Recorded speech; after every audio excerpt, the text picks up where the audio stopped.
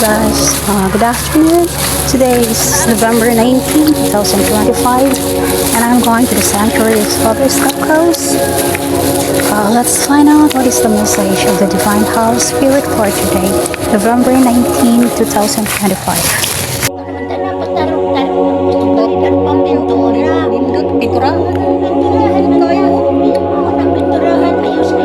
Nakatubang na ba sa kanang kuan ama, nakatubang sa silangan. Ano?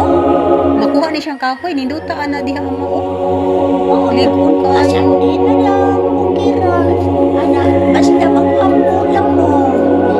Basta ako parang madoktor ako anak ko. Oo, doktor. Madoktor na siya. Akong bahala niya. Sige na. Kasi tawagan na to ka. Salamat kay ama. Labi Kasi ni karon pa kahangan na imo na jukong na istorya sa una kong panahon. Karon, sugad pas gamay ko maka-feel na ko madi lang ko di kanina. naalang yun na Naalang yun. kapangyarihan nga gihagasa. Gasa man ako. Gasa. Salamat yung kay nimo ama pagkita yung sa kamot ama nga more power pag Power. grabe kay na ako. Power. Power. Balik pa kamot ama. Oo, kanya. Oo.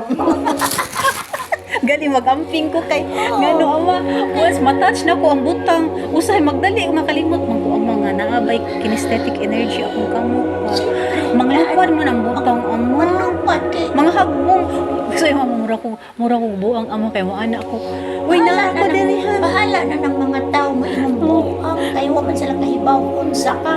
Ikaw na ko na si dili ama ka nang kataonan kay ama kay maglupad gyud ang butang ama niya ako ra usa mag-istorya ko nga uy karon ha magwis ka akantahan ta ka tulo ha kuno ko ano ana ra niya ana ha sige. mana importante bisan unsay imong iwis ha ako na magkanta ha sige. okay ha ilang araw ng pagbababa ng banal na espiritu sa tabi inyong dinggin ang dalagang kautusan ni Ama na kung sino ang marapat sa kanya ay susunod taos pusong walang pagtutol nagliliyang na ilawan at maglalagi sa pagbantay sa kanya ang pagdating katuparan na isulat na iniwan tanging tanglaw always ha